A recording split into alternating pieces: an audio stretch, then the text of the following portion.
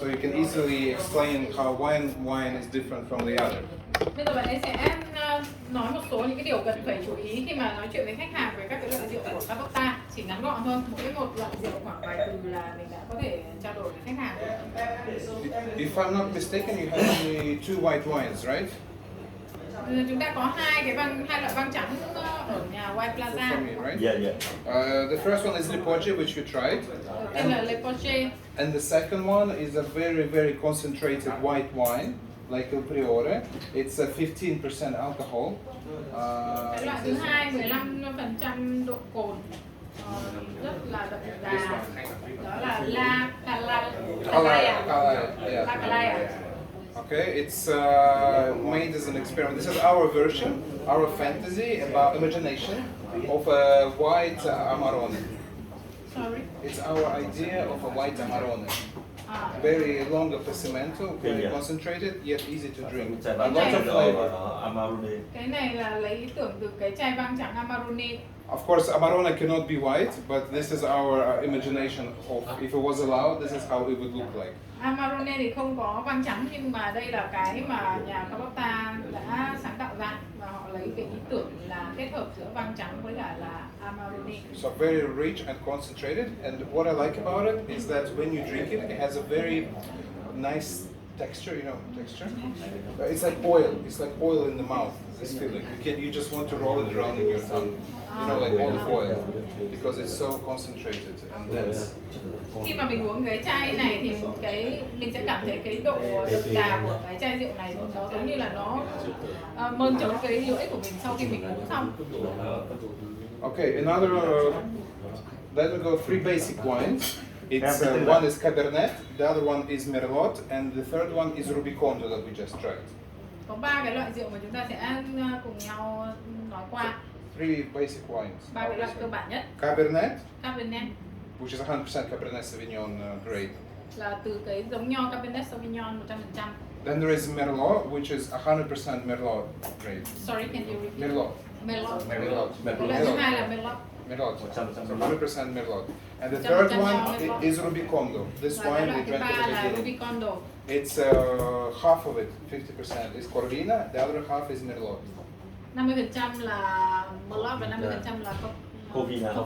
Yeah, but these wines are not just simple wines because we use a Passimento, we use 1 month of barrique, and because of the Passimento, this wine is not like 12% or like 12.5%. They are all 13.5% alcohol.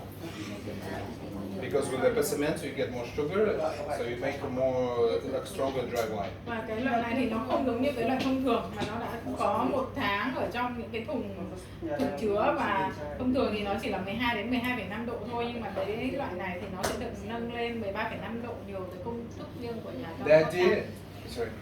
The idea is to give people inexpensive wine, but with notes of premium wines. Mục đích là để cho khách hàng có thể trải nghiệm cái loại rượu cao cấp đắt tiền nhưng mà với một cái giá bình thường. So you taste a bit of a Passimento and a bit of oak. So you know, so these wines, though inexpensive, they still have oak and a Passimento, you know, to give a rich notes. Đó là cái lý do mà khi mà áp dụng những cái phương thức của nhà Carbotta thì sẽ làm cho cái rượu nó đậm đà ngon hơn, nhưng mà cái giá thành thì nó vẫn ở cái mức mà khách hàng có thể mua được. Okay, then we go to the red wines. I call them signature wines because they're all made using my father's patented fermentation technique. Bây giờ chúng ta sẽ chuyển qua cái loại rượu vang đỏ, là cái loại rượu gọi là đặc trưng. Cerviero is made like Amarone, but it has 30-40% of Cabernet Sauvignon, which is not allowed in Amarone. Amarone cannot have. Cái chai Cerviero này thì là cũng giống như cái chai Amarone, nhưng mà nó có thêm 30-40% Cabernet Sauvignon. Yeah, so it's Corvina and Corvinone and Cabernet Sauvignon. It's all the information here. So it's Corvina, Corvinone, and Cabernet Sauvignon. Trên cái phần website thì có thể hiện cái hàm lượng nho là 50% Corvina, 20% Corvinone và 25% Cabernet Sauvignon. The rest, it's all the information, so don't worry. So it's just Carvino, Carvinone, and Cabernet Sauvignon. So this wine has the body of Amarone. It's very dense, very rich, aged in oak. It's 14.5% alcohol. But the main selling point is that it has nice tannins of Cabernet. Tannins, fresh tannins. Tannins, yeah. Tannins is this feeling you have at the back of your mouth. At the back of the mouth. Yeah, tannins. Tannin, the tannins. Yeah. So this wine is really rich in tannins. Cái chai này thì nó sẽ là 14,5 độ, nó có quá trình trưởng thành rất là lâu và nó sẽ có cái độ tannin cao khi mà chúng ta thưởng thức. Torcinato is the Valpolicella superiore, but it has the body and concentration of Amarone. Chai tiếp theo là chai Valpolicella superiore Torcinato. Chai này thì có hương vị của Amarone trong này. It's 15% alcohol. Nó có. It doesn't have such tannins as Cerviero because the 15% alcohol. 15. It has no Cabernet, only Carvino, Carvinone, and Rondinella. The grapes we talked about at the beginning. Remember the classical, only classical grapes. Đây là toàn bộ đều là cái loại nho truyền thống. So no Cabernet tannins, but it's very dry and spicy. Nó sẽ rất là chát và nó cay. Okay, it's clear.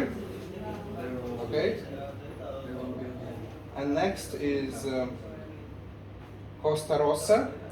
Okay, so double fermentation, fruity, nice acidity, easy to drink, very rich in fruits.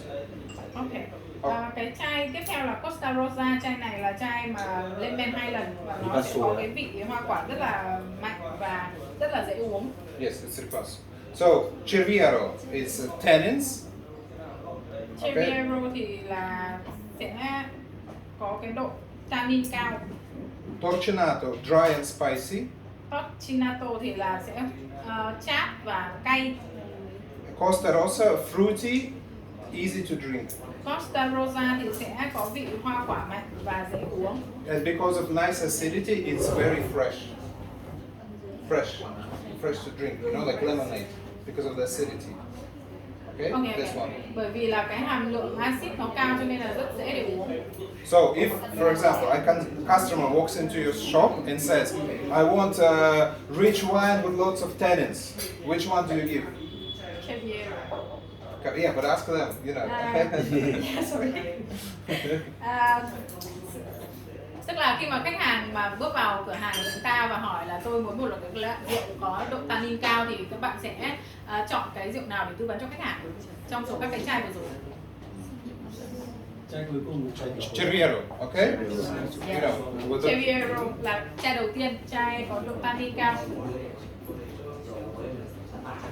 This one, okay? If customer, this is Cerviero. Yeah. Okay? If customer wants rich wine with nice spices and dry, it's Torcinato, okay? Nếu khách hàng muốn một cái chai rượu mà có hương vị đậm đà, có độ cay thì và độ chát thì chúng ta sẽ giới thiệu chai Torcinato. Okay? And if he wants fruitiness, acidity and easy to drink, you give him Costa Rossa. Còn nếu mà khách hàng muốn cái gì đó có vị hoa quả nhiều và dễ dàng để uống, có độ axit cao thì chúng ta sẽ giới thiệu chai Costa Rossa. Okay? Okay. Then we have 3 Amarone wines. Và chúng ta có 3 cái 3 loại different Amarone. Amarone. The first one is Cayo, Cái loại đầu tiên that là we just Cayo. tasted. Very rich, concentrated. At the beginning it's bitter, but if you give it to breathe, bitterness goes away, you just get a lot of fruit in the mouth. Okay. Cái chai này thì có đặc điểm là nó sẽ rất là đậm đà ở trong cái hương vị và đầu tiên thì có thể cảm thấy là hơi đắng một chút, tuy nhiên chúng ta sẽ cho nó rượu nghỉ trong khoảng 1 tiếng và uống thì nó sẽ bay cái vị đắng đi. Okay? Yes.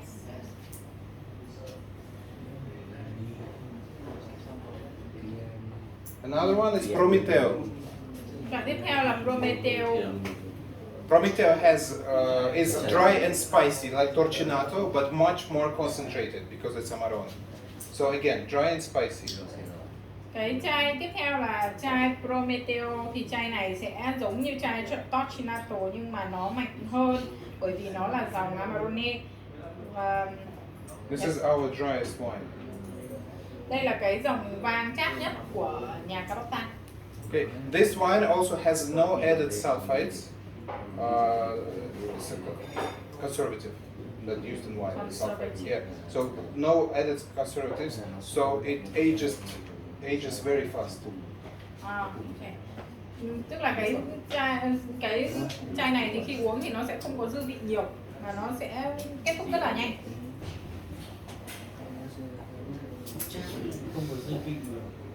And then there is Amarone Pian di Mezzo, Amarone Riserva Pian di Mezzo. The third one. Chai tiếp theo là chai Pian di Mezzo, là chai dòng Riserva. It's like Caio, but more concentrated. Nó giống như chai Caio nhưng mà nó đậm đà hơn chai Caio. So instead of 1 year of aging in oak, there are 2 years. 2 years of aging in barrique. 2 years. 2 years instead of 1. This is why it's Riserva. So more oak, more spices compared to Caio, but it's just a more concentrated version of Caio. Cái chai này là phiên bản Riserva cho nên là nó sẽ là rượu nghỉ trong khoảng 2 năm thay vì là 1 năm. Thì nó sẽ có cái sự đậm đà hơn so với cái chai Caio. And then there is Il Priore, the 18.5% wine with maximum concentration of flavor. Cái chai tiếp theo là chai Il Priore, là cái chai 18,5 độ cồn. I hope now you understand how to present and sell our wines. Bạn ấy hy vọng là bây giờ mọi người đã có những cái ý tưởng cơ bản về các cái loại rượu của nhà Cabotta để trình bày với khách hàng. 18 độ. 18,5 độ. 18 độ. 18,5 ở trên này nó ghi là 19 nhưng mà đây là cái website cũ của nhà bạn ấy. Tức là tùy năm đúng không? Đúng rồi. So the alcohol degree will vary year by year. Đang là 18 độ. For example, they say that it is 18.5. It depends. It's from 18 to 19. In reality, it's around 18.4 or 18.6. We just sometimes round up and sometimes we round down, but it's more or less the same. It's just people got scared by 19% label, so we made it a bit simple. Chắc hỏi của anh xem tại sao chai vừa rồi là cái cấp độ của nó là IGT. IGT. Thì em so với là chai IGT. Okay. I'll talk about this as well. There are different levels of winemaking. Okay. The basic one, most simpler, is vino da tavola, table wine. Vino da tavola, table wine. The simplest one. Yeah, table wine. First is table wine. Italian table wine means the grapes come from Italy and wine is made in Italy. That's it. So basically, if I can, for example, take grapes from Sicily, make wine in Milan and bottle it in Venice. It's okay. It's okay, it's table wine. Okay? Table wine này tiếng Việt chỉ là gì? Rồi cái vang cấp độ thấp nhất, chắc là cái phần này đánh dịch ra rất liên quan đến cái cấp độ thấp nhất của rượu vang của ý đó là Vino da Tavola, cái chúng ta học rồi. Với yêu cầu của Vino Tavola thì chỉ có 2 yêu cầu duy nhất. Một là nho được sản xuất ở Ý và thứ hai là cái rượu vang đó được sản xuất ở Ý. Có thể nho được sản xuất ở Sicilia, rồi bắt đầu là ủ ở Verona rồi đóng chai ở một nơi nào đó ở Ý thì đều được gọi là Vino da Tavola. Usually it's simple, easy to drink wine, like đó là những cái chai rất là đơn giản để uống, rất là dễ uống, khoảng độ tầm 10 đến trên 10% độ cồn. It's cheap, easy wine to drink, you know. Yeah. But it was important. Rẻ và dễ. You are not allowed to bring grapes from France or from Slovenia or anywhere else. It will not be called Italian wine. Italian wine can be made only from Italian grapes. Yeah. Trong trường hợp này thì không thể là dán lên cái tem là rượu vang này là của Pháp rồi của Slovenia vân, và tất cả cái chai này đều phải là rượu vang của Ý, giống nhau của Ý. Next level is IGT, Indicazione Geografica Tipica, IGT. AGT. Yes. Tiếp theo là cái IGT chúng ta học rồi đấy, Indicazione Geografica Tipica. Basically, what it means, it always has the name of the city or region. So, for example, Rosso Verona IGT. This means the grapes come from Verona, wine is made in Verona, and wine is bottled in Verona. Yeah. Cấp độ này, đối với cấp độ này thì bắt buộc là phải có cái tên của cái nơi sản xuất và trồng giống nho đó. Ví dụ như cái chai này ở Verona thì là giống nho này lấy từ ở Verona và đồng thời đã đều được sản xuất ở Verona. Okay. IGT. Em bổ sung thêm một xíu ạ, tức là cái table wine thì là mình ở tất cả các cái vùng miền ở Ý là được, còn khi mà có cái nhãn IGT thì nó bắt buộc phải chỉ ở một cái vùng thôi, đấy là Verona thì là toàn bộ phải là ở Verona, Veneto là toàn bộ ở Veneto, Venezia là toàn bộ Venezia, không được lẫn, ví dụ như đang từ Verona mà lại lấy nho từ Sicilia là không được. Nho đó là table wine. Okay. And the next one is DOC. Cái tiếp theo là DOC. DOC is not just a region. It's usually, it's also they tell you, it's a whole recipe that is written. It's what grapes you use, you know, how many grapes you can collect per hectare, you know. They write down everything, including what's the minimum alcohol percentage, what is the minimum maximum sugar, if there is aging, if there is a passamento. All the techniques are written, all the minimum requirements to make this wine. Đối với lại cấp độ DOC đấy thì ngoài cái việc mà là phải phân vùng ra, tức là cái rượu vang xuất phát từ vùng đó và nho được sản xuất từ vùng đó, thì ngoài ra họ yêu cầu là phải sản xuất theo một cái cách đặc biệt của cái vùng đó, bao gồm là cái nồng độ cồn này, cái thời gian ủ này, và tất cả cái đấy chúng ta đã được học rồi đấy. So and Tất each cả kiểm tra hết tất cả từ cái nồng độ cồn, giống nho, thời gian ủ, số lượng nho ở trên một cái diện tích trồng nho. So and each DOC is very specific. So it has, it's all written in law. So it's Valpolicella DOC. It's Valpolicella Ripasso DOC. You can't have, I don't know, Rosso Veneto DOC. There is no such thing. You know, it's very specific with the recipe. It has to be written up. Thì thực ra đối với mỗi cái DOC này thì ở mỗi một cái nơi khác thì nó đều có một cái công thức riêng của cái vùng đó. And then some wines, to highlight that they're on top, more famous, and you know, in Italy, there is DOCG. Có một cái số sản phẩm DOC mà ở trên cái top đầu đấy, và là những cái chai rất là đặc biệt đấy, thì là có đặt tên là DOCG. Yeah, and they are written by law as well. Và nó đều được and they're very specific. được quy định bởi luật. So, for example, Amarone has the status of DOCG, you know? Valpolicella has the status of DOC. You cannot have Valpolicella DOCG. There is no such thing. There is Valpolicella DOC, and then there is Amarone DOCG, you know? Just only Amarone has a DOCG. Yeah? In our region, yes, but Chianti DOCG, Brunello DOCG, even like some Prosecco is DOCG. It depends on the region. Each region has its own laws. You know, and not all DOC the same or all DOCG the same quality. Some are better, some worse. But each city, each region has its own laws. You know. Mỗi một vùng thì sẽ có một luật riêng để quy định cái DOCG của vùng đó. Ví dụ như ở vùng của anh đấy chính là những cái chai, chỉ có những chai Amarone mới được cấp cái chứng nhận là DOCG, chứ không phải những cái chai Valpolicella là có thể là được cấp chứng nhận DOCG. For us, for example, there is Chianti thì có cái Chianti của DOCG riêng, và ngay cả những cái chai Prosecco thì cũng có cái chai DOCG. We, for example, are producers from the zone Valpolicella. So we have a consortium of Valpolicella that writes out all the laws, and all the other producers in this region have to follow it.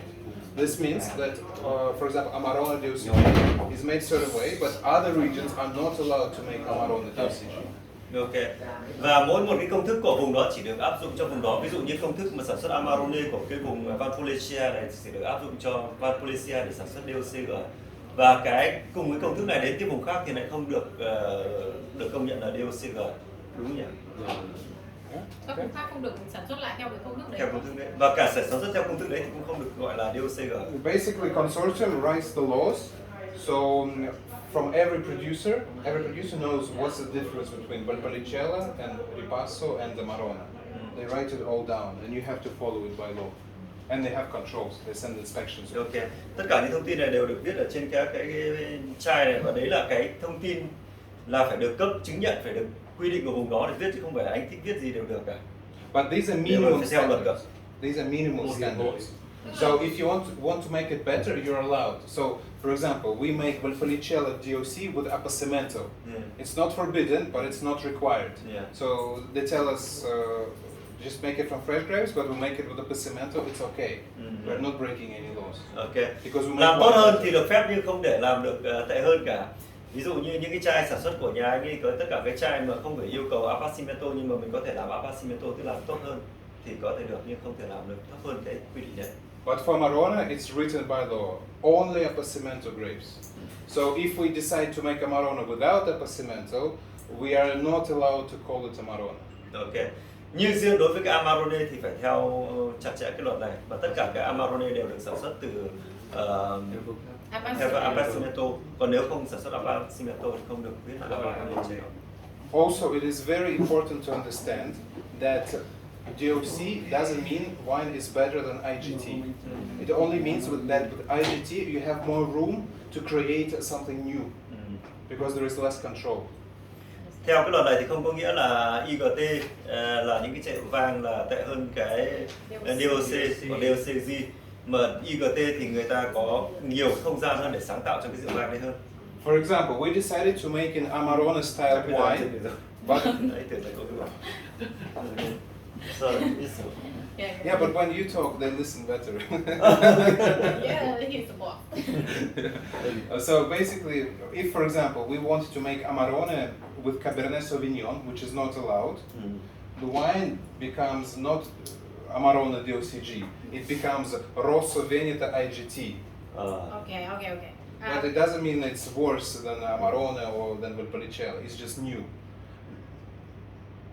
Tức là khi mà họ toàn bộ cái giải thích từ nãy đến giờ có nghĩa là mỗi một cái level của rượu nó sẽ là cái quy định về khu vực sản xuất, giống nho, và cái quy định của từng vùng một. Nếu mà mình không tuân theo những cái quy định như thế thì mình không thể gọi nó là cái loại level rượu đó được. Ví dụ như là sản xuất cái chai Amarone mà sử dụng Cabernet Sauvignon thì là không được gọi đấy là DOC, mà sẽ gọi nó là IGT. Okay, this is what happened in 60s and 70s in Toscana. 60s, 60s or 70s, you know, like 50 years ago in Toscana. Nó diễn ra từ những năm 60, năm 70 ở vùng Toscana. Some producers were angry that DOC standards were low. Nhiều nhà sản xuất rượu đã rất là bực tức bởi vì là cái yêu cầu của loại DOC rất là thấp. And because all the wines were named the same, và tất cả các loại rượu thì được đặt tên giống nhau mặc dù là chất lượng khác nhau, cho nên là họ rất là không hài lòng. They could not sell wine at expensive price, even though it was much better, because to consumers it was all the same. Cho nên là họ không thể phân khúc để bán hàng theo các cái mức giá khác nhau được, bởi vì tất cả các loại rượu đều cùng một tên như nhau. So they moved to IGT and created a wine named Sisicaya. Yeah, Sisicaya. Sau đó họ chuyển sang cái loại là IGT và họ sản xuất cái loại rượu tên là Sisicaya. Yeah, and then immediately they won all the medals, all the golden medals everywhere in the world, and became very famous. Và nó trở nên rất là nổi tiếng cho toàn bộ cái phân khúc IGT này. And over time, Sisicaya from IGT became DOCG. Và theo thời gian thì cái Sisicaya này nó được trở thành cái DOCG. Because they wrote all the laws about how to make Sisicaya. Bởi vì là họ quy định ở trong luật là làm cách để sản xuất ra cái rượu Sisicaya này. cho nên là nó được đẩy lên thành DOCG. For example, also Amarone, I may be mistaken, but Amarone got DOC standard in 95, I think, or 96. 95. Yeah, in 1995.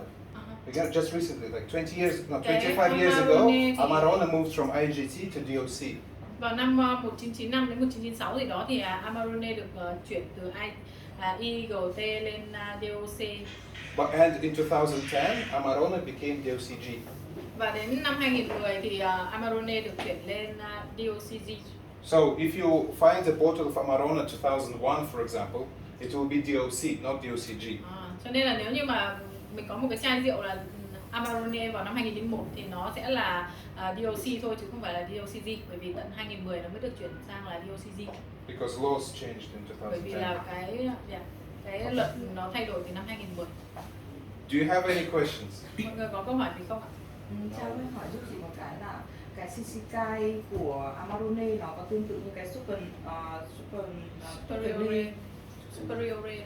Không, nhưng mà Sisica không phải của Amarone. như lúc nãy DOCG. Yeah. But they follow different regions, different laws. cái loại Sisikai là Cái đấy của Toscana. Toscana, different region, different province. Chỉ có Valpolicella thì mới có Amarone thôi. Còn Sisica thì là DOCG mà nó là ở vùng Toscana, ở vùng miền Trung. cái super cả. Amarone là thuộc vùng Valpolicella, còn Sisikai là thuộc vùng Toscana, hai cái vùng khác nhau nên mình không gom vào cùng cái này thôi. Hai cái nó đều là DOCG nhưng mà lại khác nhau, hai vùng khác nhau. Nên nó không gọi là hai tên khác nhau. Okay, thank you very much. Thank you for listening. Hôm nay buổi học tuyệt vời nhỉ. Mọi người sẽ chụp với lại là Giúp chị một cái nữa là cái một link cái website ấy, thì lúc nãy bạn ấy bảo là ở trên cái website sẽ có thông tin bao nhiêu % lý do, nhưng mà khi chị vào website trên này thì nó không có những thông tin đấy, thì nó là có website khác hay là như thế nào? Đấy là cái website cũ của bạn ấy. Có thể xin cái link website cũ không? Were they in the party? Did they see the video? I can show them a video quickly if they haven't been to the party. Okay. Bạn ấy muốn show một cái video để cho mọi người It's xem took được. 2 minutes. Ok. cũng được nhưng mà vẫn nhạc The website that they visited and now include the information show. Yeah, because You are using the old registry. they took backup. Yeah, they took it all because it was too technical. Plus, it's more changes a bit every year. So can they have? They want to get the information